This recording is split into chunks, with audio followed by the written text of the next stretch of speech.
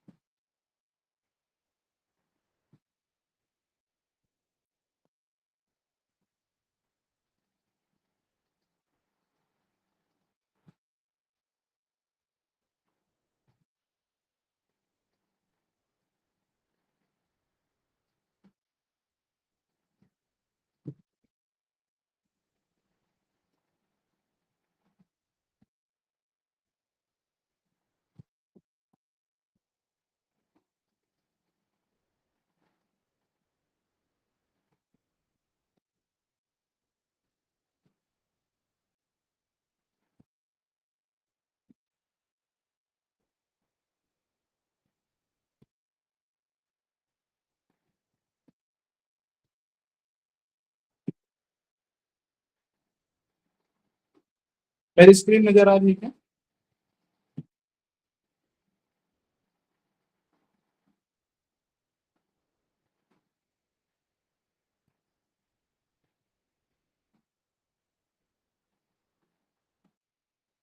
अभी आ गई? ठीक।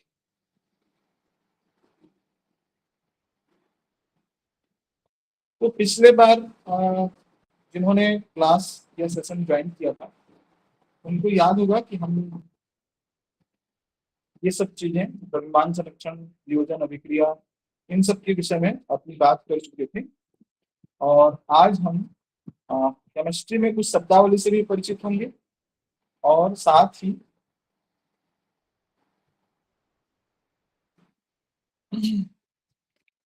तो पहला तो यही कि केमिस्ट्री शब्द कहाँ से आया है।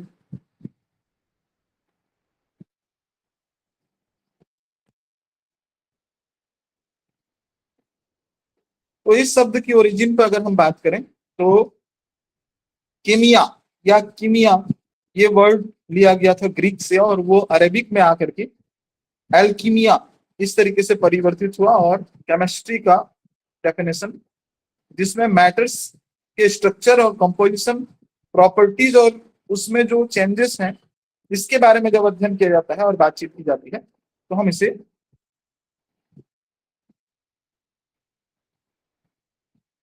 केमिस्ट्री कहते हैं। तो केमिस्ट्री में देखिए, फिजिक्स और केमिस्ट्री में जो बेसिक डिफरेंस ये है, बाहर के स्ट्रक्चर को जब हम समझते हैं तो वो फिजिक्स है, लेकिन उसके अंदर में जो क्या है, मैटर्स किस तरीके से एग्जिस्ट करते हैं, उसके अंदर में क्या क्या चीजें हैं, अगर हम इन सब पर अपना अध्ययन करते हैं तो वो रसायन, केमिस्ट्री। दैनिक जीवन में अगर हम कहें तो भोजन पकाना, दवाइयाँ, ईंधन, खाद, कीटनाशक, सीमेंट, कांच, प्लास्टिक, इस सब में अगर आप देखेंगे तो ये सब क्या है, साइंस ऑफ मैटर्स है और साइंस ऑफ एवरीडे लाइफ है। तो दोनों ही चीजें हैं, एक तो एवरीडे लाइफ में भी इंपॉर्टेंट है, और इनका इनके बारे में हमको जानना भी जरूरी है। कुछ जिनको कहा जाता है फादर ऑफ केमिस्ट्री, तो एक है Lavoisier, Antonio Lavoisier, father of modern chemistry कहा जाता है, क्योंकि इन्होंने द्रव्यमान संरक्षण, दहन में ऑक्सीजन की आवश्यकता, इसके बारे में इन्होंने बताया था। फादर ऑफ एटॉमिक थ्योरी जिसको कहा जाता है वो है जॉन डाल्टन, इनको आपको जानना चाहिए। डेमेट्री मेंडलीव, अगर आपने इनका नाम सुना है तो मेंडलीव की आवर्त सारणी से आप जरूर परिचित होंगे। इन्होंने आवर्त सारणी दिया था, और इनके इन्हीं को फादर ऑफ पीरियडिक टेबल कहा जाता है। आधुनिक आवर्त सारणी किसी ने दिया है, ये याद है क्या? आधुनिक आवर्त सारणी किसने दिया? चैट बॉक्स में लिखेंगे।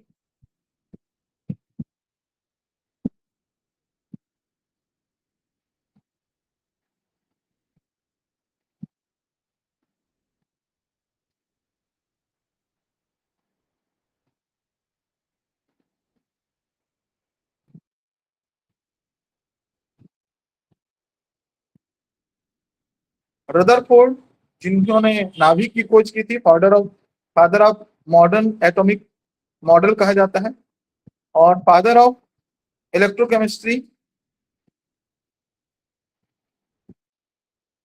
फादर ऑफ इलेक्ट्रोकेमिस्ट्री कौन है? तो वो है माइकल फैराडे। ठीक है, तो आपको इन सब के बारे में जानना चाहिए, हमारे केमिस्ट्री कुछ वैज्ञानिक। आज हम थोड़ा फास्ट चलते हैं क्योंकि बहुत सारी बातें हैं और हमको उन सब चीजों का की जानकारी आज आप सबको प्रदान करनी है, क्योंकि साइंस में अणु परमाणु या रसायन से संबंधित जो क्लास है आज की क्लास है, इसके बाद एक और क्लास की आवश्यकता न हो, इसीलिए हम थोड़ा सा फास्ट चलेंगे आज। तो मैटर मतलब पदार्थ, पदार्थ मतलब जिसका द्रव्यमान होता है, और केवल द्रव्यमान होता है, पदार्थ नहीं है, वॉल्यूम घेरता है और द्रव्यमान होता है, दो चीजें होनी चाहिए। तो कहीं पे अगर हम कोई सामान रखते हैं और उस सामान का एक वजन है और दूसरा वो वॉल्यूम घेर रहा है, तो ये दोनों ही चीजें बताती हैं कि वो क्या है, मैटर है।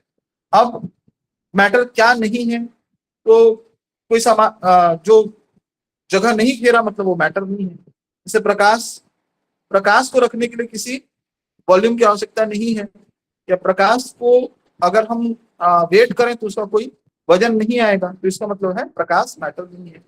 ध्वनि जो मैं अभी बोल रहा हूँ, इस ध्वनि के लिए कोई वॉल्यूम की जरूरत नहीं है, तो इसको कहीं भी रखने के लिए कोई जगह की आवश्यकता नहीं है, तो ध्वनि भी मैटर नहीं है। उष्मा, जब आप किसी चीज को गर्म करते हैं तो उसका वजन बढ़ जाता है क्या? कभी कभी ऐसा प्रश्न पूछता है, अगर मैं स्टील को गर्म करूं तो उसका वजन बढ़ जाएगा क्या? तो वजन नहीं बढ़ेगा, द्रव्यमान, उष्मा का कोई द्रव्यमान नहीं होता है। और विचारक के भी कोई वॉल्यूम नहीं है ना द्रव्यमान नहीं है, तो इसलिए ये मैटर नहीं है। तो मैटर क्या है? मैटर में हमेशा कण ये होना ही चाहिए। तो कण पार्टिकल से बना होता है और बहुत छोटे भी हो सकते हैं, कणों के बीच में खाली जगह होता है, कण लगातार गति करते रहते हैं, कणों में आकर्षण बल होता है। तो इन सब के आधार पर हम मैटर की, पार्टिकल के नेचर को समझते हैं, जिसमें जो कण से बना है वो मैटर होगा। तो जो कण से बना है तो फिर उसमें क्या होगा? कण एक जगह से दूसरी जगह मूव करेगा, इस मूव करने को ही हम डिफ्यूजन करते हैं। जब भी कण एक जगह से दूसरी जगह की तरफ चलता है तो इसे क्या कहा जाता है? डिफ्यूजन कहा जाता है। तो एक कण का दूसरे पदार्थ में अपने आप मिल जाना भी डिफ्यूजन है। तो जैसे हम देखते हैं कि गैसें जो होती है वो सबसे फास्टेस्ट डिफ्यूजन करने वाली होती है। कहीं किसी जगह में, एक जगह किसी ने सेंट डाल दिया, तो सेंट डाला तो क्या होगा? उसकी खुशबू दूसरे जगह तुरंत हमको पता चल जाती है। तो यहाँ एक जगह से वो खुशबू वहां तक पहुंची कैसे? तो खुशबू में जो छोटे छोटे कण रहे होंगे, वही कण जो इंसेंस क्रिएट करते हैं वो मूव कर रहे हैं, तो ये डिफ्यूजन कहलाता है। तो गैसेस सबसे ज्यादा डिफ्यूज करते हैं। मैटर के तीन स्वरूप हमने देखा था पिछले बार भी कि ये क्या है, तो सॉलिड, लिक्विड और गैस है। तो सॉलिड में सबसे कम मूवमेंट होगा, तो इसका डिफ्यूजन सबसे कम होगा। लिक्विड उससे ज्यादा डिफ्यूज करने वाला होगा और गैस उस सबसे ज्यादा होगा। तो स्टेट्स ऑफ मैटर कहा जाता है, पदार्थ की अवस्थाएं तीन है, सॉलिड, लिक्विड और गैस। तो सॉलिड में जिसके कण एकदम निश्चित आकार के और निश्चित आयतन के होते हैं, एकदम रिजिड होगा, कंप्रेशन होगा, जिसको दबाया नहीं जा सकता, कंप्रेशन लगभग असंभव जिसमें होता है, तो ये होता है। तो रीजनिंग में ये कभी कभी पूछता है कि कथन कारण वाले प्रश्न में कि ठोस की अवस्था के लिए ये चारों चीजें जरूरी हैं, और कारण क्या है, क्यों ये अत्यधिक कठोर होता है? तो कणों के बीच में आकर्षण बल बहुत अधिक होगा। जब जब आकर्षण बल बहुत अधिक होगा तो इसकी कठोरता सबसे ज्यादा होगी। इसीलिए इसको कहा जाता है, इसको हम कहते हैं सॉलिड स्टेट। दूसरा आता है लिक्विड स्टेट। तो लिक्विड स्टेट क्या है? तो आयतन निश्चित होता है लेकिन आकार निश्चित नहीं होता है। देखिए, 5 लीटर तेल अगर हमने उसे एक थाली में रख दिया है तो थाली के आकार का हो जाएगा, आकार निश्चित नहीं। अगर मैंने बाउल में रखा है तो बाउल के आकार का हो जाएगा। तो ये लिक्विड स्टेट क्या है, आयतन निश्चित है लेकिन आकार निश्चित नहीं। कणों के बीच में दूरी जो होती है मध्यम होती है, इसमें थोड़ा इसको संपीड़न संभव है, मतलब मैं प्रेस कर सकता हूं। तो द्रव क्यों फ्लो करता है, तो यहाँ कण के तुलना में आकर्षण, कण का आकर्षण बल ठोस की तुलना में कम होता है। तो ठोस में बहुत ज्यादा आकर्षण बल होने से एकदम एक दूसरे को छोड़ता ही नहीं है, लेकिन यहाँ आकर्षण बल थोड़ा सा कम होता है। उसके कारण से क्या आती है, उसके कारण से कण अपने जगह को रोटेट कर सकता है, जहां पर है उस जगह से दूसरे जगह की तरफ जा सकता है। तो जब वो आगे बढ़ता है तो उसके जगह को फिल करने के लिए कोई एक और कण आ जाता है। तो इस तरीके से क्या होगा, अब सारे कण धीरे धीरे अपने अपनी जगह से आगे बढ़ जाएंगे। तो यही क्या कहलाता है, यही फ्लो है, मूव करना है। तो द्रव बहते हैं, कारण क्या है, आकर्षण बल ठोस की तुलना में कम होता है। तो उदाहरण पानी, दूध, पेट्रोल, तेल, ये सब द्रव के उदाहरण है। कैसे जिससे, तो अब देखिए सबसे पहले ठोस में आकार आयतन दोनों निश्चित था, द्रव में आयतन निश्चित था आकार निश्चित नहीं था, लेकिन गैस में न तो आयतन निश्चित है न ही आकार निश्चित है। तो क्या है, इसको बहुत ज्यादा कंप्रेस किया जा सकता है। जब हम कंप्रेस करते हैं, देखिए जो गैस होता है एलपीजी जैसे आप देखेंगे, लिक्विड पेट्रोलियम गैस, वो एक्चुअल में गैस है, लेकिन उसको इतना कंप्रेस कर दिया जाता है कि वो लिक्विड में चेंज हो जाए, तो वो टंकी में भर करके हमारे घर पे पहुंच जाता है। तो एलपीजी जो लिक्विड पेट्रोलियम गैस है, या सीएनजी, सीएनजी का फुल फॉर्म कोई बताएगा, इसको प्रेशराइज करके लिक्विड में कन्वर्ट किया जा सकता है। ठीक है, कंप्रेस्ड नेचुरल गैस होता है। अब इंटर कन्वर्सेशन ऑफ स्टेट्स, तो अवस्था परिवर्तित हो सकते हैं। एक ही पदार्थ एक से अधिक अवस्थाओं में, मैटर्स जो होते हैं वो अधिक अवस्थाओं में मिल सकते हैं। तो सॉलिड, सॉलिड से लिक्विड और लिक्विड से गैस, ये नॉर्मल रोटेशन है। Solid to liquid, liquid to gas, gas to liquid और लिक्विड टू फिर सॉलिड। लेकिन इसके बीच में एक और स्टेट आता है, अगर सॉलिड सीधे सीधे गैस में परिवर्तित हो जाता है, सॉलिड सीधे सीधे गैस में बदल गया, तो इसको कहा जाता है सब्लिमेशन या ऊर्ध्वपातन। एक शब्द आता है ऊर्ध्वपातन। तो उसमें कौन सी अवस्था मिसिंग है, लिक्विड स्टेट मिसिंग है। कपूर अगर आप देखेंगे, कपूर आप खुला छोड़ दीजिए, थोड़ी देर में आपको मिलेगा क्या, कपूर अपनी जगह से उड़ जाएगा। तो क्या हुआ, सीधा सीधा गैस में परिवर्तित हो गया। अगर हम बर्फ को रखें तो बर्फ धीरे धीरे धीरे धीरे मेल्ट होगा, और मेल्ट होने के बाद उसके बाद पानी बन जाएगा। अगर और टेम्परेचर बढ़ जाता है तो धीरे धीरे पानी वाष्प में बदल जाएगा और वो गैस के रूप में चला जाएगा। तो पानी के लिए क्या हुआ, सबसे पहले वो ठोस था, बर्फ, धीरे से जब वो पिघल गया तो लिक्विड हो गया, और भी जब हमने उसको टेम्परेचर बढ़ाया तो गैस में कन्वर्ट हो गया। तो ठोस, द्रव, गैस, ये तीनों स्टेट से गुजर रहा है। तो इसको हम जो हमारा इंटरचेंजेस, एक अवस्था से दूसरा अवस्था में परिवर्तन करेंगे। ऊर्ध्वपातन में क्या है, इसमें भी सबका नाम है। जैसे सॉलिड अगर लिक्विड में परिवर्तित हो रही है तो हम इसको कहते हैं गलन, मेल्टिंग। सॉलिड लिक्विड में परिवर्तित होती है, उसको हम कहते हैं मेल्टिंग। लिक्विड गैस में परिवर्तित होता है तो इसको हम कहते हैं इवेपोरेशन या वाष्पीकरण। वाष्पीकरण एक होता है, या हम इसको एक और नाम देते हैं, लिक्विड का गैस में परिवर्तन हो जाना, इवेपोराइजेशन, इवेपोरेशन भी कहते हैं, इवेपोरेशन। अब इसके ठीक उल्टा गैस का लिक्विड में बदलना, तो इसको कहा जाता है हिंदी में संघनन, अंग्रेजी में कंडेंसेशन। और लिक्विड का वापस सॉलिड बन जाना, ये कहलाता है फ्रीजिंग, जमना। तो gas to liquid, liquid to solid, ये तो सिंपल चलने वाली प्रक्रिया है। सॉलिड टू गैस जो है ये हमारे पास विशिष्ट होता है। जब हम सॉलिड को सीधे गैस में चेंज कर पाते हैं तो सारी चीजें ऐसे नहीं होती, उसके लिए विशेष प्रकार के पदार्थ ही हैं जो सब्लिमेशन करते हैं, ये भी जानना जरूरी है। तो अब आते हैं बॉइलिंग और इवेपोरेशन में अंतर क्या है। तो मैंने अभी कहा था कि दो चीजें होती हैं, एक बॉइलिंग और दूसरा होता है इवेपोरेशन। इन दोनों ही प्रक्रिया में द्रव गैस में बदल रहा होता है, लेकिन दोनों प्रक्रिया सेम नहीं है। बॉइलिंग और इवेपोरेशन में अंतर है, वाष्पीकरण और उबलना, इन दोनों में अंतर है।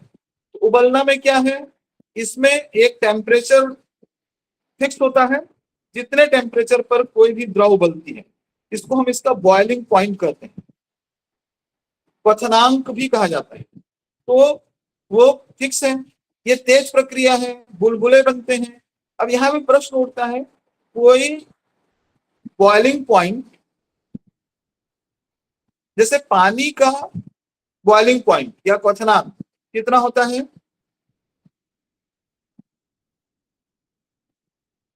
100। पानी का क्वथनांक 100 आपने लिखा है, उसके बगल में आपको डिग्री सेल्सियस लिखना पड़ेगा, क्योंकि जब तक आप ये नहीं कहेंगे डिग्री सेल्सियस तो फिर वो सही नहीं होगा। फिर फ़ारेनहाइट में कह दें तो, केल्विन में कह दें तो आपको मात्रक लिखना चाहिए, ठीक है। तो पानी का क्वथनांक होता है 100 डिग्री सेल्सियस, ठीक है। अब यहाँ पे बात आती है 100 डिग्री सेल्सियस में क्वथनांक क्यों होता है। पानी का क्वथनांक 100 डिग्री सेल्सियस ही क्यों होता है।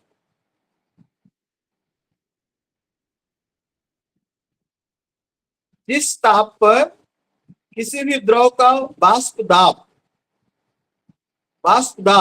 वायुमंडलीय दाब के बराबर हो जाता है, उसको हम कहते हैं बॉइलिंग पॉइंट। उसके पहले भी पानी गैस या पानी के कण जो है वाष्प में बदल रहे होते हैं, लेकिन जो वाष्प है उसका प्रेशर वायुमंडलीय दाब के बराबर हो जाता है, एटमॉस्फेरिक प्रेशर के इक्वल हो जाता है। तो इस लेवल पर आकर के पानी के अब उसमें उबाल आने लगता है, वो जो छोटे छोटे बुलबुले हो रहे होते हैं वो उभर करके बाहर आ जाते हैं। तो ऐसा क्यों होता है, क्योंकि दोनों का एटमॉस्फेरिक प्रेशर और पानी का, दोनों का वाष्प दाब इक्वल प्रेशर पर आ गया। तो जब दोनों का दाब बराबर हो जाते हैं, उसी ताप, जिस ताप पर ये होता है उस ताप को हम क्वथनांक कहते हैं। तो ये हो गया बॉइलिंग। इवेपोरेशन क्या है, ये किसी भी टेम्परेचर पर होता है। पानी को अगर हम खुला छोड़ दें तो आप पाएंगे कटोरी में आप पानी रखे हैं, 2 दिन बाद उस कटोरी से पानी बिल्कुल गायब हो जाएगा, धूप न भी पड़े तो भी गायब हो जाएगा। तो क्या है, पानी के कण कुछ मात्रा में गैस में परिवर्तित होते रहते हैं। जब भी हवा के संपर्क में आएगा, ऊपरी सतह के कुछ कण, पानी के कण गैस में परिवर्तित हो जाएंगे। तो किसी भी ताप पर जो होगा ये कहलाता है इवेपोरेशन। इवेपोरेशन की एक और दूसरी खासियत है, ये केवल सतह पर होगा। जो ऊपरी सतह के कण होंगे वही इवेपोरेटेड होंगे और वो गैस में बदल जाएंगे, इसमें बुलबुले नहीं बनते हैं। तो हवा की गति और आर्द्रता इसके आधार पर डिपेंड करता है कि इवेपोरेशन की का रेट क्या होगा, कितने दर पर हो रहा होगा। गर्मी के महीने में रखेंगे कटोरी में पानी तो जल्दी खाली हो जाएगा, अगर ठंडी के महीने रखेंगे तो वो ज्यादा देर तक रहेगा, बरसात में रखेंगे ज्यादा दिनों तक रहेगा। उसका कारण क्या है, हवा की गति और आर्द्रता है। तो ये है। तो एक तो इसमें सब्लिमेशन बहुत जरूरी है जिसको आपको जानना चाहिए। कपूर है, अमोनियम क्लोराइड होता है, फिनोप्थेलिन होता है। फिनोप्थेलिन बॉल का उपयोग में, घरों में उपयोग लाया जाता है। उसका नाम क्या है, किसी को याद है क्या। फेनोप्थेलिन बॉल घरों में क्या नाम से उपयोग में लाया जाता है, कोई बताएंगे।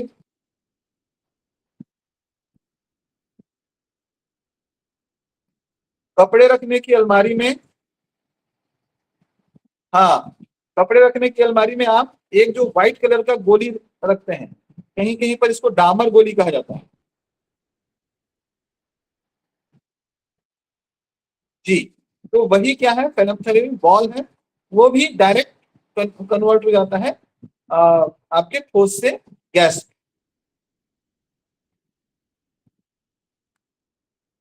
आगे हम चलते हैं, फिजिकल वर्सेस केमिकल चेंजेस, भौतिक परिवर्तन और रासायनिक परिवर्तन में अंतर। भौतिक परिवर्तन में भौतिक रूप से ही बदलता है, मैटर का आंतरिक हिस्सा नहीं बदलता है। जैसे बर्फ का पिघलना, तो बर्फ का पिघलना अगर हम देखें तो केमिकल, अगर हम प्रोसेस को समझें तो बर्फ भी H2O है, और अगर वो पिघल करके पानी बनता है तो भी H2O। तो इसका मतलब है केवल उसके बाह्य भाग में परिवर्तन हुआ, भौतिक में अवस्था में परिवर्तन हुआ। इसीलिए हम कहते हैं इसको भौतिक अवस्था।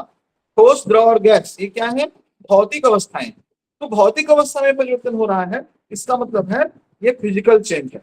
ये जो होता है, ये परिवर्तन अस्थायी होता है। जैसे टीयरिंग ऑफ पेपर, कागज जो था उसको आपने फाड़ दिया, तो ये क्या हुआ, ये फिजिकल चेंज हुआ। रासायनिक परिवर्तन, जब नया पदार्थ बनता है तब रासायनिक परिवर्तन होता है, और परिवर्तन स्थायी होता है। जैसे दूध का दही बनना, अब दही से हम वापस दूध नहीं बना पाएंगे, ठीक है। तो दूध का दही बनना भी, दूध का दही बनना क्या है, ये है केमिकल चेंज। जंग लगना, ये भी केमिकल चेंज है।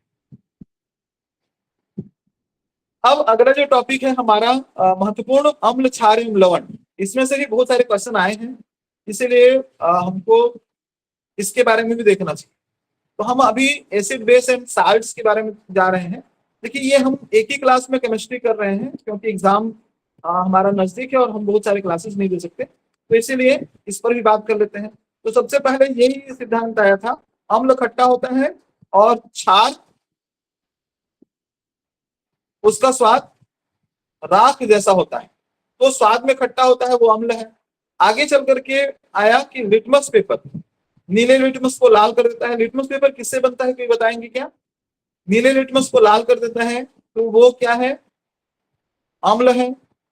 और रासायनिक गुण अगर हम देखें तो इसमें जल में H+ आयन आता है, तो भी उसको अम्ल कहा जाता है। तो आगे चल करके इसी को ज्यादा सिद्धांत रूप से कहा गया कि H+ आयन जो देता है उसको हम अम्ल कहते हैं। मिनरल एसिड, प्रयोगशाला में बने हुए कुछ प्रबल अम्ल हैं, HCl, H2SO4 और HNO3। HCl हाइड्रोक्लोरिक अम्ल, H2SO4 सल्फ्यूरिक अम्ल और HNO3 नाइट्रिक अम्ल है। कार्बनिक अम्ल जो दुर्बल अम्ल जो हैं वो जनरली ऑर्गेनिक एसिड्स में आते हैं, जैसे नींबू में साइट्रिक एसिड है, दही में लैक्टिक एसिड है, तो ये अम्ल है। अम्ल, प्रबल अम्ल और दुर्बल अम्ल किसके आधार पर आप मानते हैं कि कौन सा प्रबल अम्ल है, कौन सा दुर्बल अम्ल है? तो जिसमें H+ की मात्रा बहुत ज्यादा आ जाती है वो प्रबल अम्ल होता है। जैसे हमने उसको किसी में मिक्स किया और H+ की मात्रा कम आती है तो वो दुर्बल अम्ल होता है। तो पानी में विलन घुलनशीलता कितनी है, तो जो प्रबल अम्ल होगा वो बहुत जल्दी घुलेगा और अधिक H+ आयन देगा। जो दुर्बल अम्ल होगा वो आसानी से नहीं घुलेगा, वो कम H+ आयन देगा। तो इसके आधार पर जैसे CH3COH, कार्बनिक एसिड जितने भी हैं उन सबको दुर्बल अम्ल कहा जाता है। और हमारे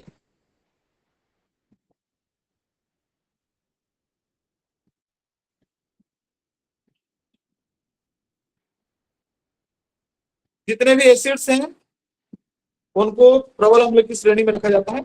बाकी कुछ अम्ल ऐसे होते हैं जो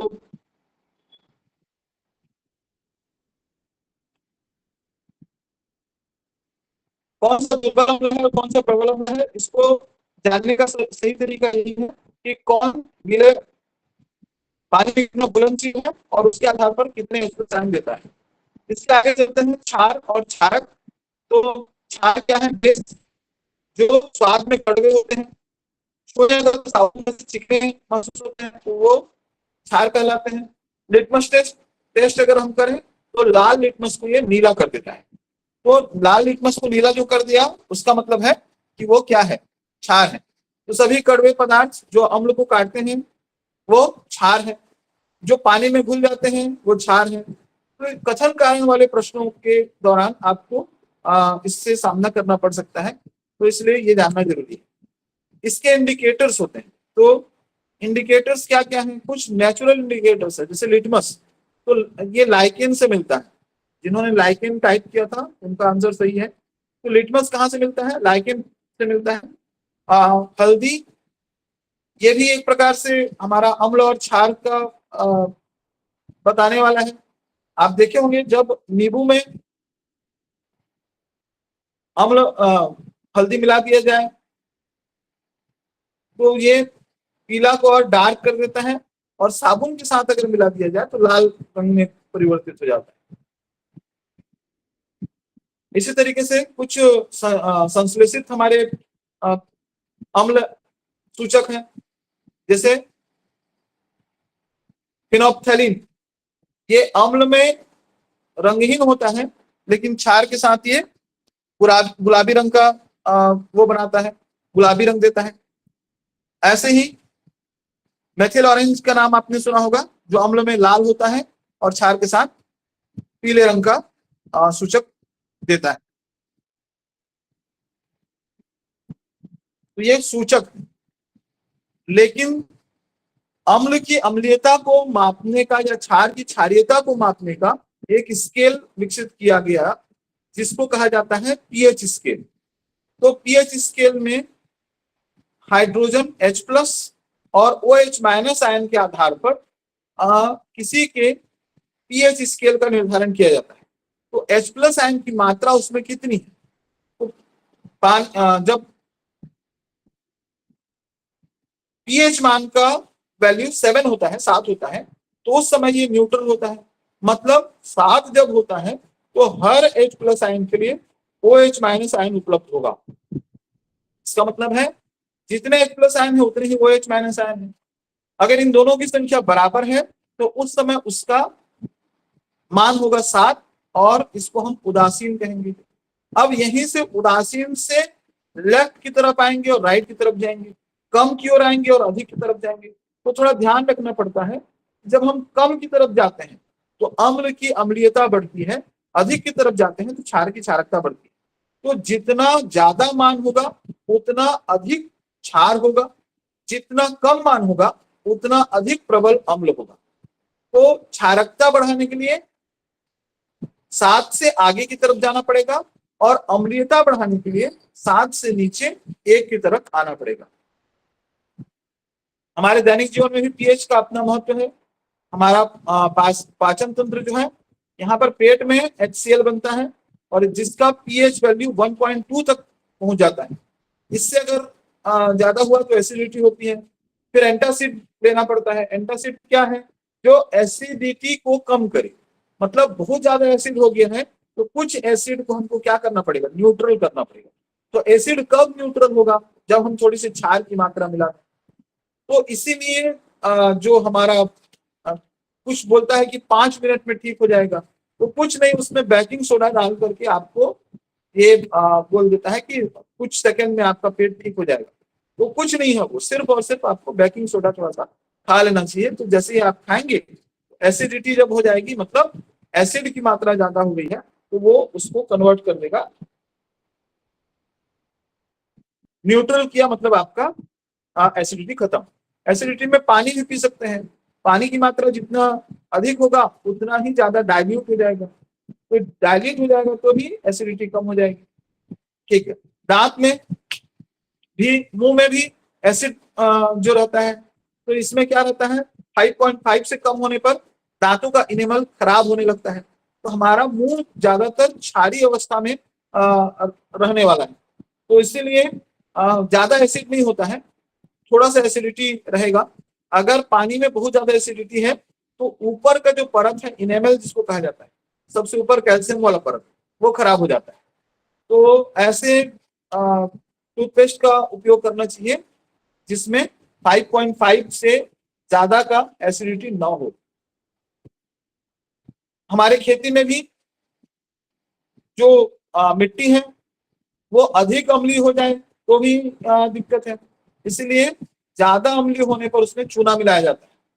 तो जिस जिस जगहों में अम्लीयता ज्यादा होती है वहां चूने का छिड़काव करके उसको न्यूट्रलाइज किया जाता है। तो न्यूट्रलाइज करने का तरीका क्या है, तो एसिड के साथ बेस मिला दिया जाए तो साल्ट बन जाता है और वाटर बन जाता है। तो साल्ट और वाटर ये क्या है, ये न्यूट्रल स्टेट है। तो एसिड में बेस मिलाए तो साल्ट और वाटर बनेगा। उदासीन लवण अगर हम देखें तो प्रबल अम्ल के साथ प्रबल क्षार मिलाएं तो बिल्कुल उदासीन लवण बनेगा, जैसे सोडियम क्लोराइड है। अम्लीय लवण कुछ ऐसे भी लवण बनेंगे जब लवण तो बना लेकिन एसिडिटी खत्म नहीं होगी, जैसे कि अमोनियम क्लोराइड, इसका पीएच वैल्यू 7 से कम होता है। दुर्बल प्रबल अम्ल के साथ दुर्बल क्षार मिलाएं तो प्रबल अम्ल और दुर्बल क्षार मिलने के बाद भी चूंकि अम्ल प्रबल है इसलिए अभी भी उसकी एसिडिटी खत्म नहीं होगी। इसके ठीक उल्टा अगर हम दुर्बल अम्ल और प्रबल क्षार मिला दें तो क्षारीय लवण बनता है। इस समय जो पीएच वैल्यू होगा वो 7 से अधिक होगा। तो हर बार लवण जो बनते हैं वो उदासीन ही होंगे ऐसा नहीं है। लवण के 3 प्रकार होते हैं। एक उदासीन लवण, जब प्रबल अम्ल और प्रबल क्षार मिलेंगे तो साल्ट, साल्ट मतलब नमक नहीं है, केमिस्ट्री में साल्ट किसको कहा जाता है, तो कोई भी एसिड और बेस मिलाए तो जो बना मतलब वो साल्ट ही होगा। तो ये उदासीन कब होगा, जब प्रबल अम्ल और प्रबल क्षार होगा। अम्लीय कब होगा, जब प्रबल अम्ल के साथ दुर्बल क्षार मिलेगा तो ये अम्लीय लवण होगा। क्षारीय लवण कब बनेगा, जब दुर्बल अम्ल के साथ प्रबल क्षार मिलेगा तो उस समय क्षारीय लवण बनेगा। अब हम बात करते हैं कॉमन साल्ट। इसका फॉर्मूला आप सब जानते हैं, सोडियम क्लोराइड होता है। ये किससे बनता है, तो प्रबल अम्ल और प्रबल क्षार से बनता है। सोडियम हाइड्रोक्साइड और HCl हाइड्रोक्लोरिक एसिड, इन दोनों को मिला दें तो NaCl प्राप्त होता है। तो ये क्या उपयोग में लाया जाता है, तो स्वाद के लिए है।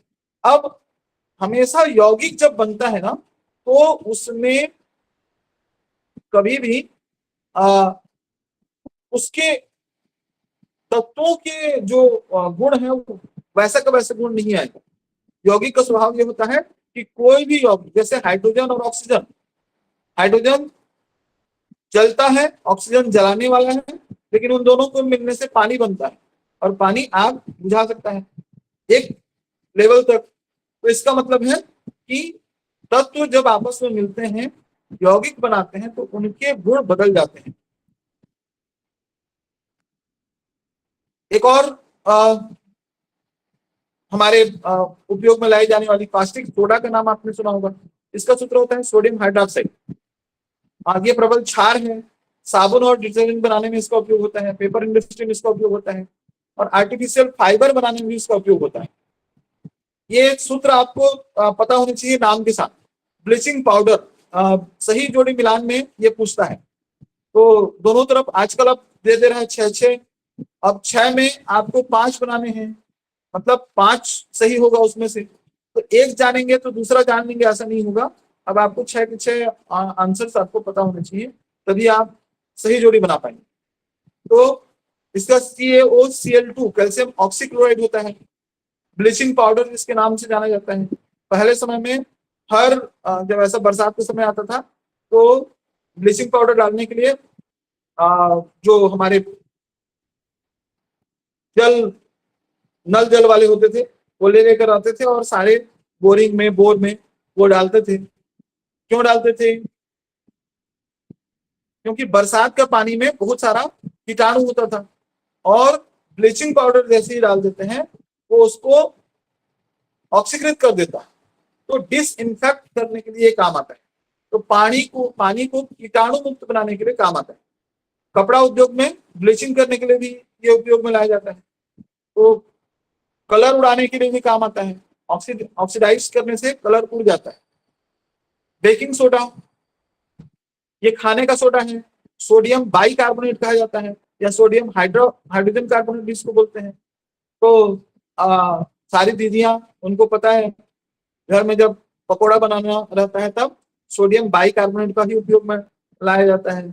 इससे क्या होता है, पकोड़ा बहुत खस्ता बनता है। बरसात का टाइम है, कई घरों में तो पकोड़ा बन भी रहा होगा अभी, ठीक है। हाँ, लेकिन ये पेट की एसिडिटी अगर है तो भी उसको दूर करने के लिए एंटासिड का काम करेगा। मतलब एसिडिटी ज्यादा हो गई तो हल्का सा 1 चम्मच, आधा चम्मच बेकिंग सोडा आप 1 गिलास पानी में घोलिए और थोड़ा पी जाइए, तो वो एसिडिटी दूर करने का काम आएगा। इसमें एक और काम होता है, जब भी इसको टेम्परेचर मिलता है तो कार्बन डाइऑक्साइड इसमें से अलग हो जाता है। तो इसका क्या उपयोग है? इसका उपयोग यह है कि ये फायर, आग बुझाने वाले यंत्र जो होते हैं हमारे, फायर एक्सटिंग्विशर जिसको कहा जाता है, उसमें इसका उपयोग किया जाता है। और जो ऐसा स्प्रे करने के साथ कार्बन डाइऑक्साइड की मात्रा छोड़ी जाती है, उसमें ये उपयोग में लाया जाता है। वॉशिंग सोडा, तो सोडियम कार्बोनेट, देखिए दोनों के नाम में कंफ्यूजन नहीं होना चाहिए। सोडियम बाई कार्बोनेट जो है वो खाने का सोडा है। सोडियम कार्बोनेट जो होता है ये कपड़ा धोने का सोडा है। सोडियम कार्बोनेट डेकाहाइड्रेट कहा जाता है। Na2CO3 और डॉट के साथ 10H2O, 10 जल के अणु जुड़े होते हैं। क्या काम आता है? तो घरों की सफाई में काम आता है, कांच, साबुन और कागज उद्योग में इसका उपयोग आता है, और जल की स्थायी कठोरता को दूर करने के लिए काम आता है। तो स्थायी कठोरता क्या होती है? 2 प्रकार का जल होता है, मृदु जल और कठोर जल। तो स्थायी कठोरता दूर करना है तो उसके लिए भी सोडियम कार्बोनेट का उपयोग किया जाता है। फिर आता है plaster of Paris. Plaster of Paris क्या है? ये भी आप सब हमारे घरों में जो उपयोग में लाया जाता है, पीओपी जिसको हम कहते हैं। तो ये क्या होता है? ये होता है CaSO4 हाफ H2O। तो इसको बनाया कैसे जाता है? तो इसको जिप्सम से बनाया जाता है। तो जिप्सम भी कैल्शियम सल्फेट है, लेकिन उसमें 2H2O होता है। तो जब इसको थोड़ा गर्म कर दिया जाए 373 केल्विन, और 373 केल्विन ये क्या टेम्परेचर है, किसको याद है?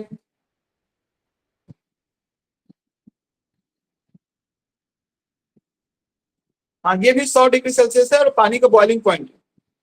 तो जब हम सावधानी से इसको गर्म करते हैं तो यहां से पानी बाहर निकल जाता है और वो कैल्शियम सल्फेट हेमीहाइड्रेट में बदल जाता है। तो ये है प्लास्टर ऑफ पेरिस। तो जिप्सम से ही प्लास्टर ऑफ पेरिस बनता है, और डॉक्टर द्वारा टूटी हड्डी को सही जगह में रखने के लिए पीओपी जो लगाया जाता है, मूर्तियां बनाने में, खिलौने बनाने में, घर के डेकोरेशन में, इन सब में पीओपी का उपयोग किया जाता है, प्लास्टर ऑफ पेरिस का। ठीक है।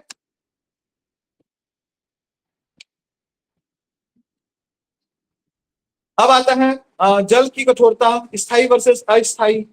तो यहाँ कठोर जल और मृदु जल 2 प्रकार के जल होते हैं, अभी मैंने थोड़ी देर पहले कहा। तो क्यों टेम्परेरी होता है या अस्थायी कठोरता क्या है, स्थायी कठोरता क्या है? तो सबसे पहले उपाय है, मृदु है कि कठोर है। तो इसका कॉन्सेप्ट आता है साबुन के झाग से। पानी जो अच्छे से झाग देता है वो होता है मृदु जल। मृदु जल और जो झाग नहीं देता है वो होता है कठोर जल। कठोर जल में लवण की मात्रा ज्यादा होती है, साल्ट ज्यादा होते हैं, इसीलिए वो झाग नहीं दे पाता है। तो पीने के लिए उत्तम है क्योंकि उसमें बहुत सारे मिनरल्स जुड़े हुए हैं। लेकिन जो आसानी से झाग देता है उसमें मिनरल कम होते हैं, इसीलिए उसमें झाग बन पाते हैं, मिनरल्स नहीं होने से। तो कैल्शियम मैग्नीशियम के बाई कार्बोनेट अगर हैं तो वो अस्थायी कठोर होगा। इसको उबाल करके दूर किया जा सकता है उसकी कठोरता, लेकिन स्थायी कठोरता जो होता है वो उबालने से नहीं जाएगा। तो कैल्शियम मैग्नीशियम के क्लोराइड और सल्फेट अगर है, यहाँ ध्यान देने वाली बात है, ये कथन कारण प्रश्न में आ सकता है। अस्थायी कठोरता में क्या है? कैल्शियम और मैग्नीशियम के बाई कार्बोनेट अगर है तो वो अस्थायी रूप से कठोर होता है। मतलब अस्थायी कठोर, उबाल करके उसको दूर कर सकते हैं, पानी को उबाल दिए तो उसकी कठोरता दूर होगी। तो ये होता है कैल्शियम और मैग्नीशियम के बाई कार्बोनेट। स्थायी कठोरता में क्या होता है? कैल्शियम मैग्नीशियम के क्लोराइड और सल्फेट अगर है तो वो स्थायी कठोर है, उसको उबाल करके हम ठीक नहीं कर सकते। तो अगर आप देखेंगे पुराने समय में घरों में जब कपड़ा उबाला जाता था तो उसमें सोडा, वॉशिंग सोडा डाल दिया जाता, कपड़ा धोने का सोडा डाल देते। तो वो क्या करता था? वो अस्थायी रूप से जो कठोरता है उसको दूर कर देता था, तो कपड़े ज्यादा साफ होते थे। अस्थायी कठोर अगर जल कठोर है तो उसमें साबुन अच्छे से झाग नहीं देगा, तो उसके कारण से क्या होगा, कपड़े ठीक से सफाई नहीं हो पाए। लेकिन मृदु जल है तो उसमें कपड़े अच्छे से साफ होते हैं। तो इसीलिए पीने के पानी के लिए ये अच्छा है कौन सा, कठोर जल, और कपड़ा धोने के लिए आपका मृदु जल ज्यादा अच्छा है। अब अगला जो टॉपिक आता है हमारा धातु और धातु, इसके बारे में भी हमको जान लेना चाहिए। तो धातु और अधातु क्या है? अब जितने भी तत्व हैं उनको हम दो श्रेणियों में बांट देते हैं, पहला धातु और दूसरा अधातु। तो धातु क्या है? जो तत्व इलेक्ट्रॉन त्याग करके धन आयन बना सकते हैं, विद्युत रूप से धनात्मक होता है, जैसे तांबा है, सोना है, चांदी है, ये सब क्या है, ये धातु की श्रेणी में आता है, लोहा है। अधातु क्या है? जो तत्व इलेक्ट्रॉन ग्रहण करके ऋण आयन बनाते हैं, विद्युत रूपेण ये ऋणात्मक होता है। तो ये सब क्या है, अधातु है, जैसे कार्बन, ऑक्सीजन, सल्फर। अगर आप पीरियोडिक टेबल देखते हैं तो उसमें एस ब्लॉक और डी ब्लॉक के जितने भी एलिमेंट्स हैं वो सब के सब धातु हैं। पी ब्लॉक के जो एलिमेंट्स हैं उसमें कुछ अधातु भी शामिल है, धातु भी शामिल है और उपधातु भी शामिल है। तो पी ब्लॉक वाला जो हिस्सा होता है वो अधातुओं का हिस्सा है, उसमें ज्यादातर चीजें अधातु होंगी। तो इस तरीके से धातुओं का भौतिक गुण, तो इसमें चमक होता है, कठोरता होती है, अगर हम इसको पीटें तो ये फैल जाता है। सोना चांदी खींच करके तार बनाना संभव है, कोयले का तार नहीं बना सकते हम। चालकता उष्मा और विद्युत के सुचालक होते हैं, और टकराने पर गूंजने की आवाज आती है। तो टकराने पर गूंजने की जब आवाज आती है तो वो क्या है, वो धातु है। कुछ अपवाद हैं, मुलायम धातु। क्या ऐसा है कि धातु को कट नहीं किया जा सकता? जैसे जब भी हम धातु सोचते हैं तो हमको लगता है लोहा कितना कठोर होता है। तो कुछ ऐसे धातु हैं जो मुलायम होते हैं, जिनको चाकू से ऐसा हम कट कर सकते हैं। तो सोडियम और पोटेशियम है, ऐसे धातु हैं जिनको चाकू से कट किया जा सकता है। द्रव वाला भी धातु है, अवस्था जिसकी द्रव होती है। मरकरी, ये कमरे के ताप पर द्रव होता है। जब भी बुखार आता है तो जो हम थर्मामीटर यूज करते हैं उसमें मरकरी का उपयोग किया जाता है। अधातु होते हुए चमकीला होता है कौन? आयोडीन। आयोडीन ऐसा धातु है जो चमकीला होता है। और एक ऐसा धातु जो विद्युत का सुचालक है वो होता है ग्रेफाइट। ये कार्बन है एक्चुअल में, लेकिन वो विद्युत का सुचालक होता है, जो पेंसिल में उपयोग में लाया जाता है। कभी भी पेंसिल के दोनों तरफ को छील करके एक तरफ को वो उधर इलेक्ट्रिसिटी के नीब में डाल दिए और दूसरी तरफ को टच करके देख लिए तो बहुत झटका लगेगा, ऐसा मत कीजिएगा। ओके, आगे बढ़ते हैं। कुछ हम रासायनिक गुणों के बारे में जानते हैं।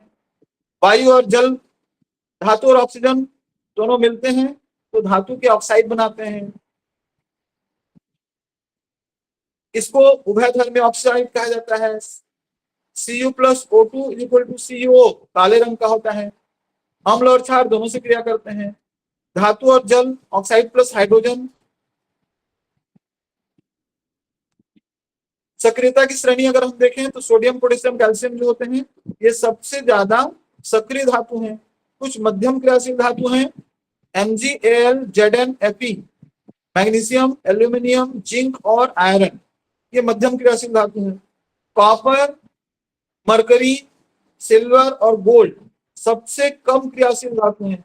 इसीलिए गोल्ड इतना महंगा है, मुक्त अवस्था में पाया जाता है, गोल्ड और प्लेटिनम। क्यों? क्योंकि ये जनरली सीधे सीधे अभिक्रिया नहीं करते हैं, सीधे सीधे ऑक्साइड नहीं बनाते हैं। इसलिए सोने के आभूषण बनाए जाते हैं ताकि वो वर्षों तक चमकते रहें। चांदी के आभूषण बनाए जाते हैं, वर्षों तक चमकते रहते हैं। क्यों? क्योंकि ये जल्दी से क्रिया नहीं करते हैं। धातुओं की प्राप्ति, तो ये मिनरल से प्राप्त होते हैं, भूपर्पटी में प्राकृतिक रूप से पाए जाते हैं। ये जहां पे मिलते हैं उसको कहा जाता है ओर, अयस्क कहा जाता है। और उसके बाद अयस्क में जो अशुद्धि है उसको हटा दें तो शुद्ध रूप में प्राप्त किए जाते हैं। अयस्क में जो अशुद्धि है उसको कहा जाता है गैंग। तो गैंग अगर हम हटा दें तो हमको धातु शुद्ध रूप में प्राप्त किया जा सकता है।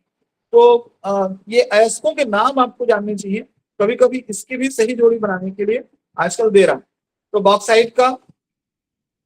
बॉक्साइट किसका अयस्क है? हेमेटाइट लोहे का अयस्क। अब इसका निष्कर्षण कैसे किया जाता है? तो भर्जन बनाम निस्तापन। भर्जन और निस्तापन ऐसी क्रियाएं हैं जिसके द्वारा हम इसको बाहर निकाल पाते हैं। तो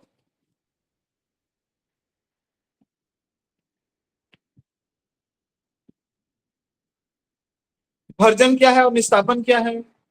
अगर हम सीमित वायु में, थोड़ी कम मात्रा में वायु है और उसमें हम इसको जलाने का काम करते हैं, किसको? अयस्क को। तो जनरली इसका उद्देश्य होता है ऑक्साइड बनाना, और ऑक्साइड सीमित मात्रा में वायु के साथ कैल्सिनेशन करती है, और इस समय हम इसको कहते हैं निस्तापन, कैल्सिनेशन। तो सीमित मात्रा में अगर हम वायु डाल रहे हैं तो इसको कहा जाता है निस्तापन। अगर एक्सेस एयर पॉसिबल है तो सीधा वो जलने लगता है, तो जलने लगेगा तो इसको कहा जाता है रोस्टिंग, भर्जन। तो अयस्क सल्फाइड जो होता है, सीधा सीधा उसका जला दिया जाता है सल्फाइड, तो सल्फाइड जल करके भर्जन करता है। और कार्बोनेट जो अयस्क है, इसमें हम सीमित मात्रा में वायु डाल करके इसका ऑक्साइड बनाते हैं, ये निस्तापन की अभिक्रिया कहलाती है। फिर आगे आता है परिष्करण या शुद्धिकरण। तो शुद्धिकरण करने के लिए सबसे अच्छा जो माध्यम होता है वो होता है विद्युत अपघटनी शुद्धिकरण। तो चूंकि सारे धातु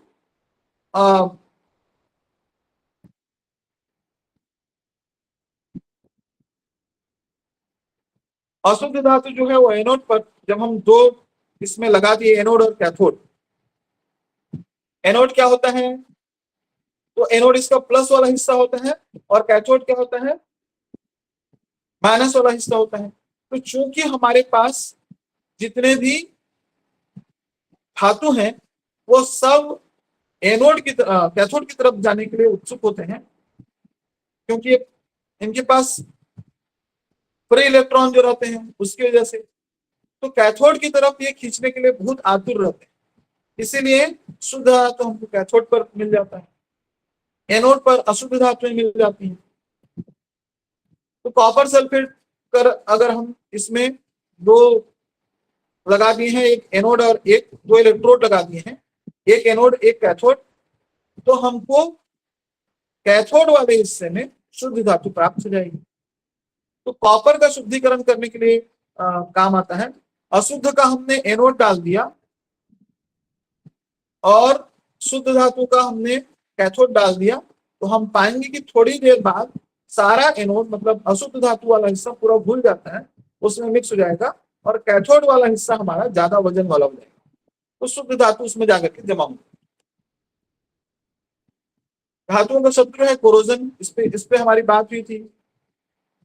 लोहा, इसमें भूरे रंग का परत जम जाता है, वो क्या कहलाता है? संक्षारण कहलाता है। सिल्वर में हल्के काले रंग का परत जम जाता है, कॉपर में हरे रंग का परत जम जाता है। ये सब क्या है? ये सब संक्षारण है। हवा और नमी के संपर्क में जब आते हैं तो धातु अपने ऑक्साइड में बदल जाती है, इसको क्या कहा जाता है? इसको संक्षारण कहा जाता है। संक्षारण से बचाव कैसे किया जा सकता है? तो एक गैल्वेनाइजेशन हो सकता है, जिससे लोहे पर जंग लगने से बचाने के लिए उसके ऊपर में क्या करते हैं हम? जिंक का पतला परत चढ़ा देते हैं। तो पेंटिंग कर सकते हैं, ग्रीसिंग कर सकते हैं, मिश्र धातु बना करके भी किया जाता है। तो ये कुछ ऐसे चीजें हैं जिससे हम इसको बचा सकते हैं।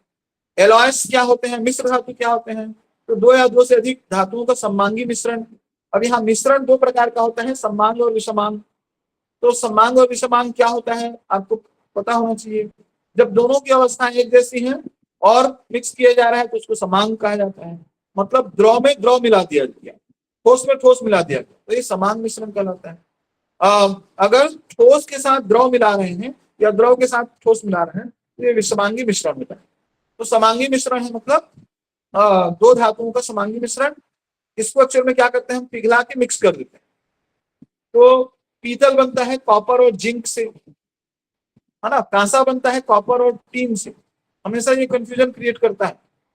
तो कॉपर और जिंक पीतल बनाता है, Cu प्लस Zn। और कांसा के लिए कॉपर प्लस टी। तो कांसा में ना Cu सी का और S का स कांसा याद रखा जा सकता है, कांसा कॉपर, और टीन का Sn चूंकि उसका वो है तो उससे सा याद कर सकते हैं। और पीतल जो होता है वो कॉपर और जिंक से होता है। ऐसे ही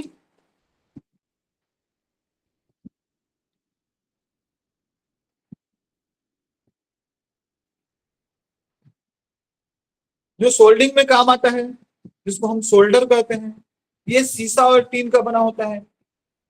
स्टेनलेस स्टील जो होता है आयरन, निकिल और क्रोमियम का बना होता है। मरकरी के साथ कुछ भी हम मिलाते हैं तो उसको हम अमलगम कहते हैं, ये याद रखिए। पीरियोडिक टेबल में किसी ने कुछ पूछा?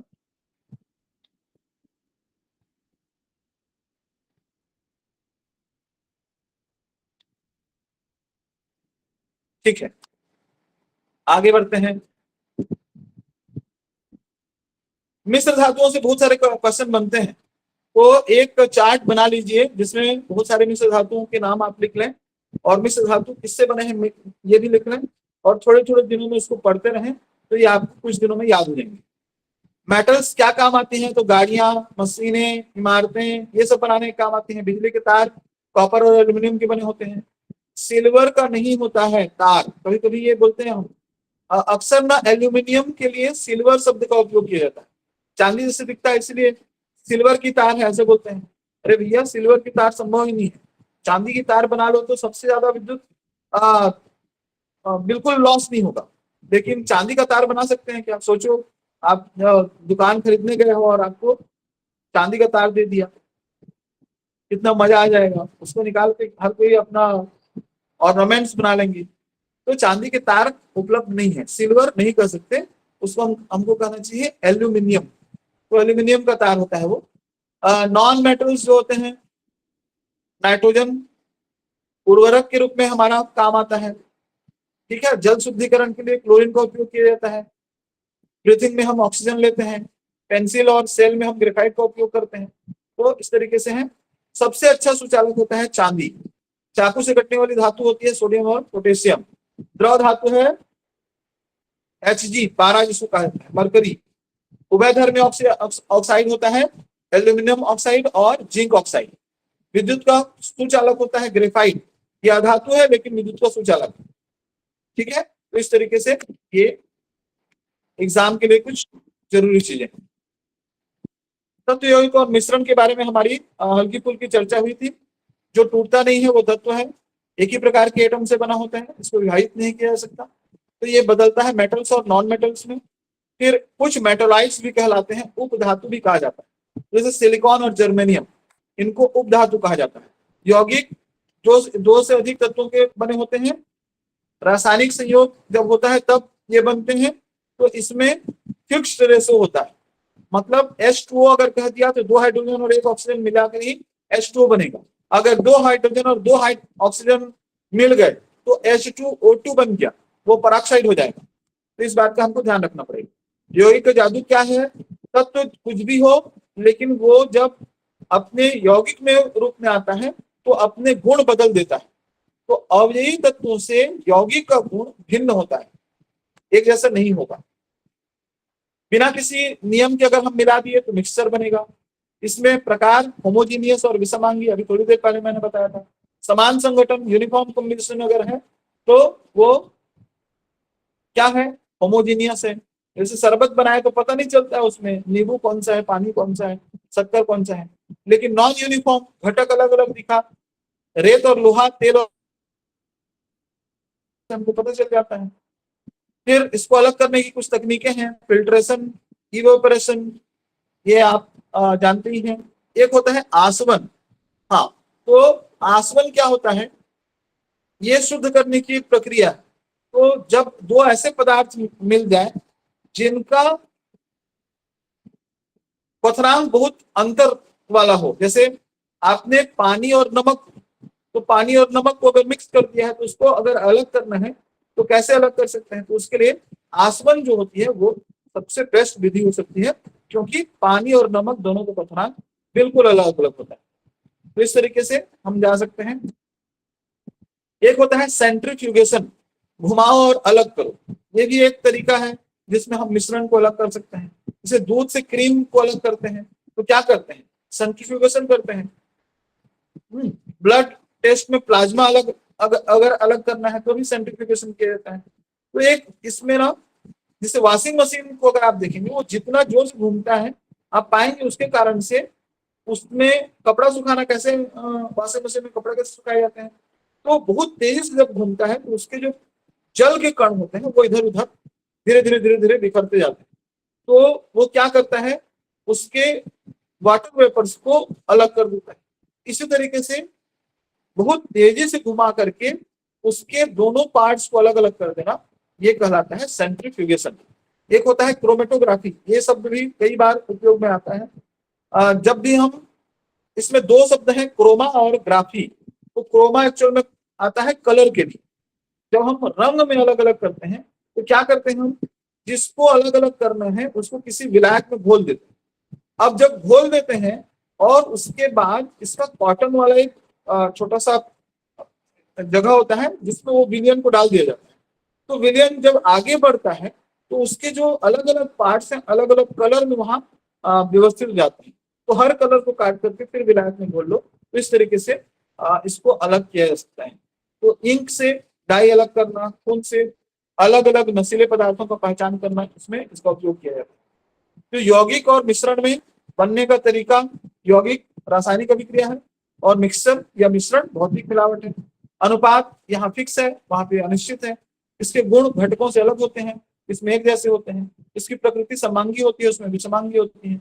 इस तरीके से इसको आगे बढ़ना है। तो एलिमेंट एक ही प्रकार का होता है, कंपाउंड में फिक्स्ड रेशियो होता है और मिक्सर में कोई भी रेशियो नहीं होता है। ठीक है, तो समांगी मिश्रण से प्रश्न आते हैं। इसमें एक और शब्द आता है विलियन जो होता है, इसमें कणों का आकार 1 नैनोमीटर से भी कम होता है। तो 1 नैनोमीटर से अगर कम है कणों का आकार तो ये कहलाता है विलियन।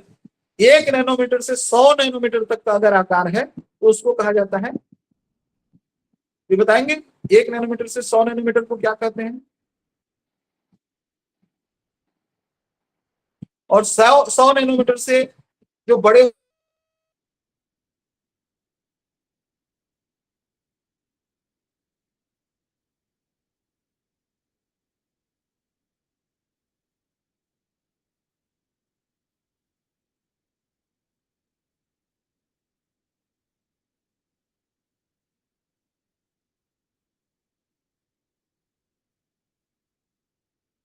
होते हैं की मात्रा, तो विलेय की मात्रा उससे कम होगी। विलायक जिसकी मात्रा अधिक होती है वो विलायक है, पानी विलायक है। उसमें अगर हमने नमक डाल दिया है तो वो विलेय है।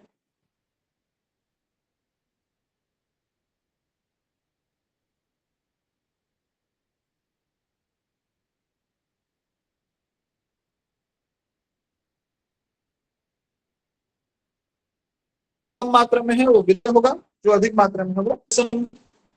ये भी एक मैटर करता है, सांद्रता। तो सांद्रता के आधार पर विलयन को अगर हम देखें तो दो प्रकार का होता है, एक तनु होता है और दूसरा सांद्र होता है। तनु क्या है? जिसमें विलय बहुत कम है, वो तनु है। बहुत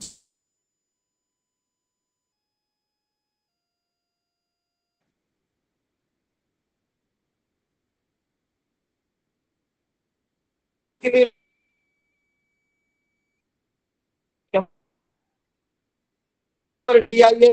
तो वो डाइल्यूट है। ठीक है, संतृप्त घोल जब विलय को किसी तो जितनी हमने इसमें घोलना उतना घोल लिया तो उसको कहा जाता है संतृप्त विलय। संतृप्त विलय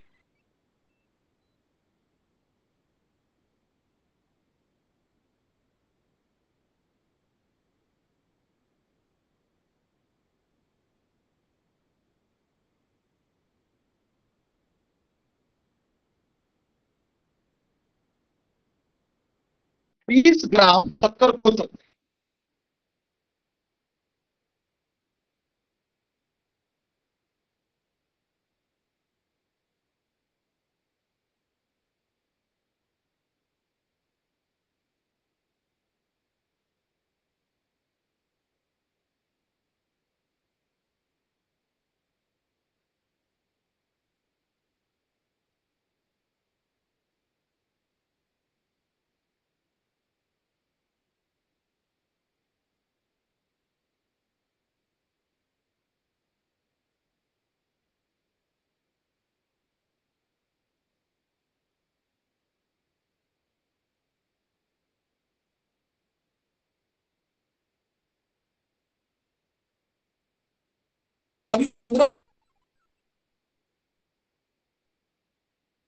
तो 5 ग्राम और डाल।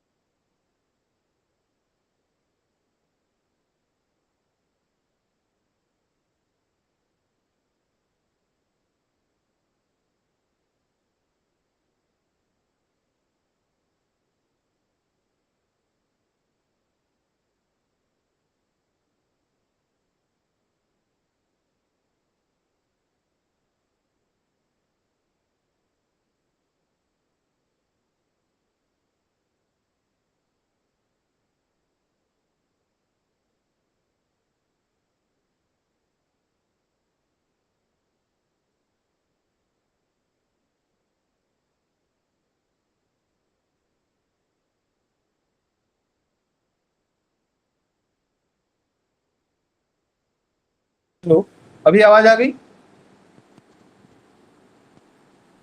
ठीक। तो असंतृप्त, संतृप्त, असंतृप्त और अतिसंतृप्त, ये तीन पर हमारी बात चल रही थी।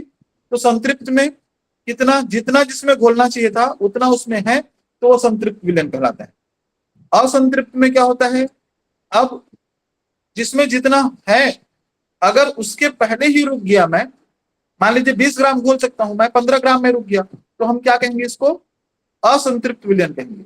लेकिन 20 ग्राम घुलना था और भी घोल दिया मैं, तो क्या करना पड़ेगा, उसको गर्म कर देना पड़ेगा। गर्म कर दिया और घोल दिया तो क्या हो जाएगा, उसमें अधिक मात्रा में घुल तो गया लेकिन वो स्थायी नहीं होगा, जैसे ही मैं ठंडा करूंगा वापस जम जाएगा। तो इसको कहा जाता है अति संतृप्त विलयन। ठीक है। तो ये अति संतृप्त विलयन है। घुलनशीलता का भी नियम है। क्या नियम है? अगर हम सॉलिड हैं तो तापमान बढ़ाने पर घुलनशीलता बढ़ती है, गैस है तो दाब बढ़ाने पर घुलनशीलता बढ़ती है। जैसे हमारा कोल्ड ड्रिंक जो होता है, कोल्ड ड्रिंक आप जो पीते हैं उसमें क्या होता है, अधिक दाब पर कार्बन डाइऑक्साइड पानी में घोल दिया जाता है। तो कुछ नहीं है, केवल पानी में कार्बन डाइऑक्साइड घुला हुआ है जिसको आप पीते हैं और उसके आप पैसे चुकाते हैं।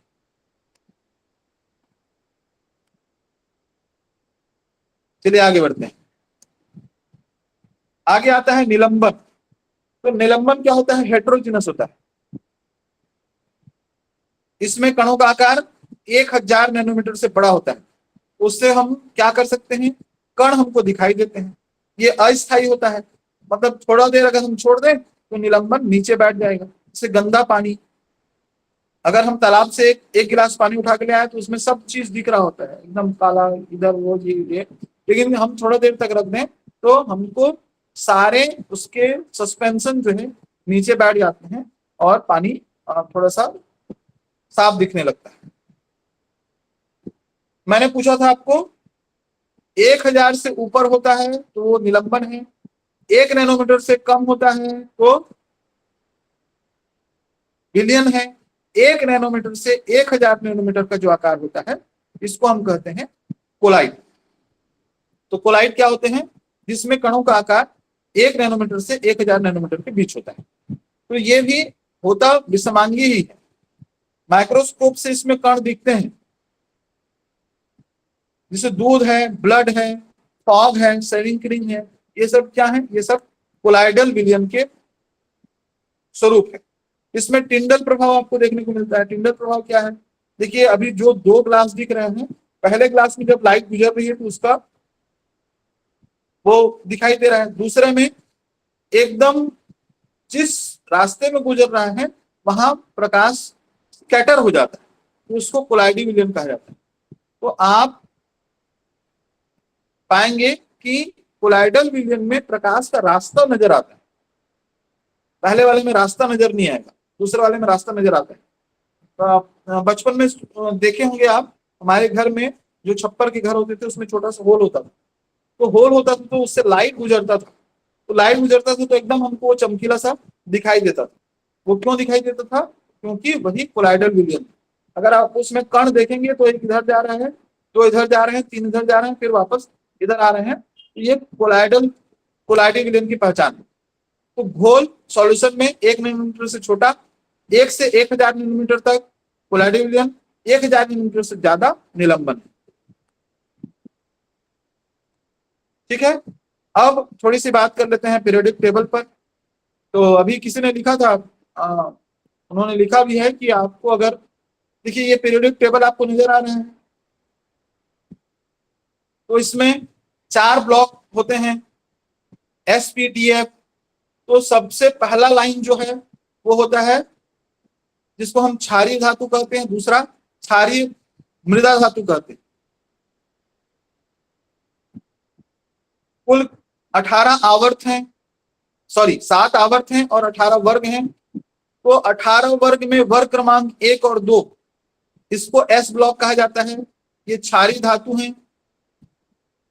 वर्ग क्रमांक 3 से लेकर के 12 तक ये आ जाता है आपका D ब्लॉक एलिमेंट्स, और वर्ग क्रमांक 13 से लेकर के 18 तक होता है P ब्लॉक एलिमेंट। ठीक है, नीचे में जो 2 अलग से लाइन दिए हुए हैं उनको F ब्लॉक एलिमेंट कहा जाता है। तो पीरियोडिक टेबल को अच्छे से आपको जानना चाहिए। वैसे अगर याद रहे तत्वों के नाम तो बहुत अच्छी बात है। तत्वों के नाम याद रहने से आपको पीरियोडिक टेबल एकदम सामने में नजर आता है। तो कई बार हम इसमें ट्रिक का उपयोग करते हैं, लेकिन अगर आप खुद से ट्रिक बना रहे हैं तो वो आपके लिए उपयोगी है, लेकिन किसी और का ट्रिक आप याद कर रहे हैं तो दिक्कत है। तो उससे होता क्या है, आपको ट्रिक याद करने के लिए फिर कुछ याद करना पड़ता है। और ट्रिक ही भूल गए तो फिर आप याद नहीं कर पाएंगे। उससे सबसे बेहतर मुझे लगता है कि आप hydrogen, helium, lithium, beryllium, boron, carbon, nitrogen, oxygen, chlorine, neon, sodium, magnesium, aluminium, silicon, phosphorus, sulphur, chlorine, iron, potassium, calcium, scandium, titanium, mineral, chromium, manganese, iron, cobalt, निकल, कॉपर, जिंक, ऐसे याद करके रखें तो बिल्कुल याद हो जाता है। तो पीरियोडिक टेबल आपको पता होना चाहिए। इसका रूल होता है, फैमिलीज हैं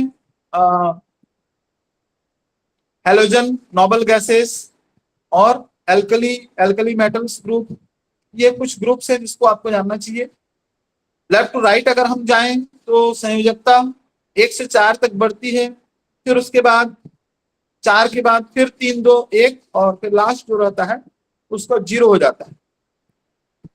ठीक है, तो सोडियम, मैग्नीशियम, एल्यूमिनियम, सिलिकॉन, फिर फास्फोरस, सल्फर, क्लोरीन, आर्गन, वो आर्गन जो होता है उसका 0। अगर हम लेफ्ट टू राइट जाएं तो साइज घटता है। पहले सोडियम का आकार सबसे बड़ा होगा, फिर मैग्नीशियम का आकार उससे थोड़ा छोटा होगा, एल्यूमिनियम का उससे छोटा होगा, सिलिकॉन का उससे छोटा होगा, फास्फोरस उससे छोटा होगा और क्लोरीन सबसे छोटा होगा। तो इस तरीके से क्यों घटता है ये आकार, अगर आप देखेंगे तो इसमें क्या होता है, प्रत्येक आवर्त जो है केवल आवर्त आवर्त नहीं है, वो कक्षा की संख्या भी दर्शाता है। तो अगर आप इलेक्ट्रॉनिक विन्यास या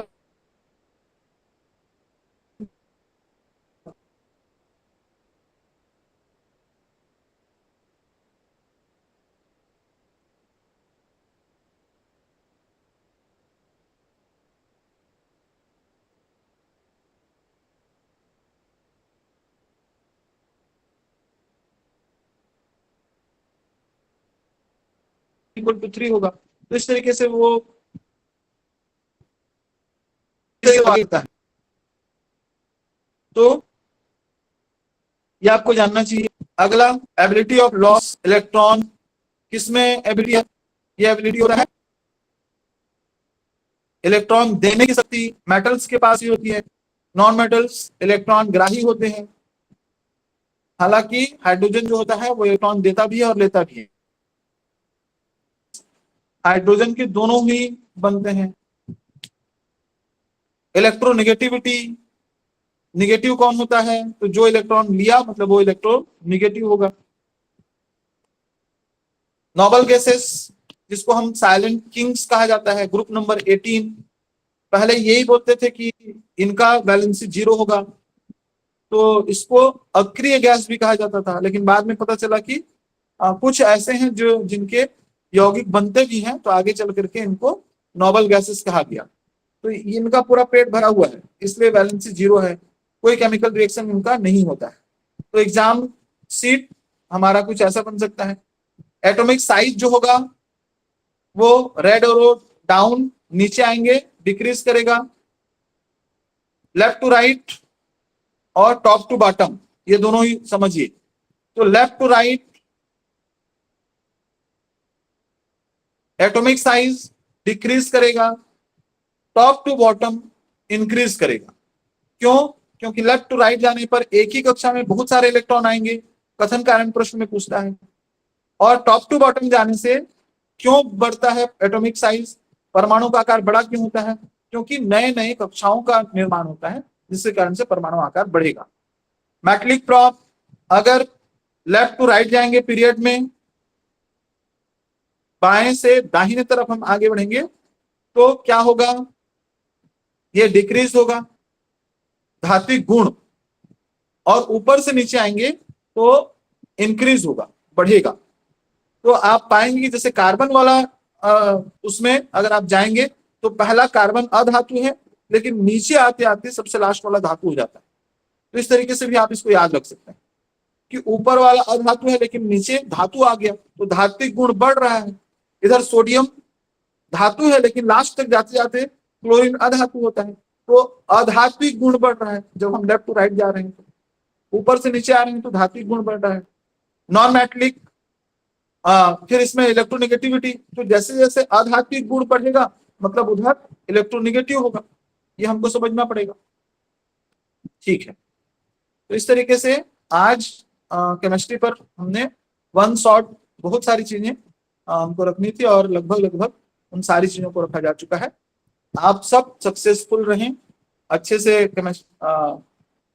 पेपर को दिलाएं। इसमें रसायन की जो भाग थे उसके बारे में हमने बहुत सारी चीजें आपको बता दिया है और हमारी ओर से बहुत बहुत ढेर सारी शुभकामनाएं आप सबको। आप परीक्षा में इसी प्रकार से अपनी तैयारी जारी रखें और आगे बढ़ते रहें। इससे रिलेटेड अगर कोई क्वेश्चन आपके मन में उठ रहा हो तो फटाक से आप टाइप कर सकते। आप सबका बहुत बहुत धन्यवाद। Uttara Verma and Sakshi Shukla have raised their hands. तो क्वेश्चन करना चाहते हैं क्या?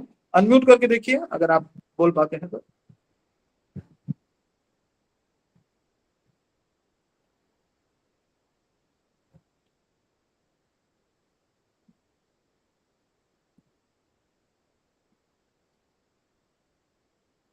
म्यूट है तो आपको टाइप करना पड़ेगा। मैं कोशिश करता हूं कि अनम्यूट ऑल कर दूं।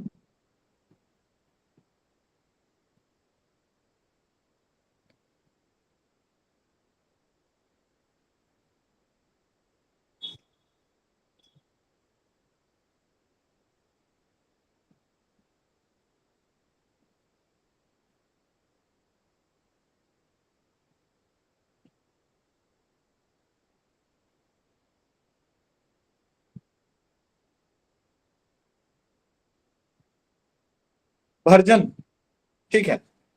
भर्जन और निस्तापन ना वो डिपेंड करता है आपकी वायु की मात्रा पर। अगर वायु की मात्रा कम है तो वायु की मात्रा मतलब क्या है? वायु की मात्रा डिपेंड करता है सीधा ऑक्सीजन पर। ऑक्सीजन अगर कम है तो उसको सीधा जलने में उतना जल्दी जल नहीं पाएगा। तो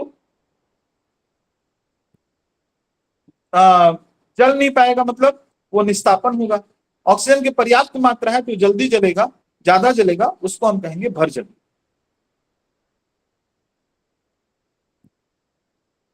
संघनन, कंडेंसेशन। देखिए कंडेंसेशन क्या है? वाष्प को द्रव में बदलना। जो हम घर में उपयोग करते हैं उसको समझिए। जब भी हम खाना पकाते हैं तो हम क्या करते हैं? जब चावल बनाना रहता है तो उसके ऊपर में, गंजी के ऊपर में ऐसा बंद कर देते हैं। बंद करके जब आप उसको खोलिएगा तो उसके ऊपर में पानी की कुछ बूंदें इकट्ठी हो जाती हैं। क्यों होती हैं वो? पानी की बूंदें उसमें क्यों रहती हैं? क्योंकि इधर से वाष्प बना है, जब उससे ऊपर में टकराता है तो ऊपर में अपना टेम्परेचर रिलीज कर पाता है। तो रिलीज जैसे ही कर दिया तो वो ठंडा हो जाएगा, तो इसके कारण से उसमें पानी की बूंदें रह जाती हैं। तो वो क्या है? वही है कंडेंसेशन, संघनन। वाष्प का द्रव में बदलना संघनन है।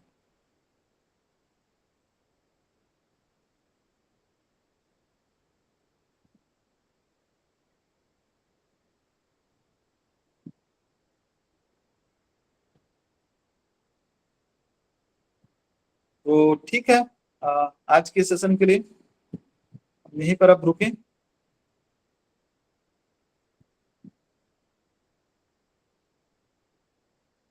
हाँ लगभग टेस्ट होगा क्या पूछ रहे हैं? अच्छा, टेस्ट और होगा कोई क्या कुछ पूछ पूछ रहे रहे हैं हैं? कमेंट में सर? क्या टेस्ट हो गया? होगा क्या ऐसा पूछ रहे हैं दीपेश सर? टेस्ट ना? हाँ ऐसा कमेंट आ रहा है, टेस्ट होगा क्या?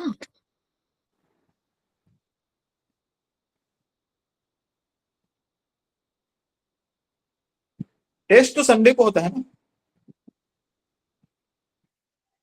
नहीं नहीं, प्रश्न देते हैं ना आप क्लास के बाद में, वो वाला। भी अभी नहीं करेंगे, हाँ समय हो गया है, 7:30 बज गया।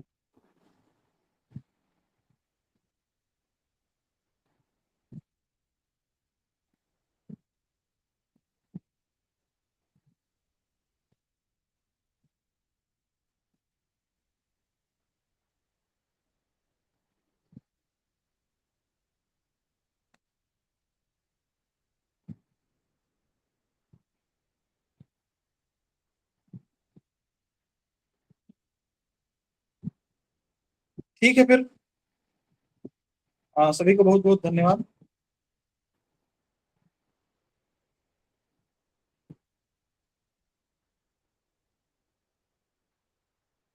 Thank you.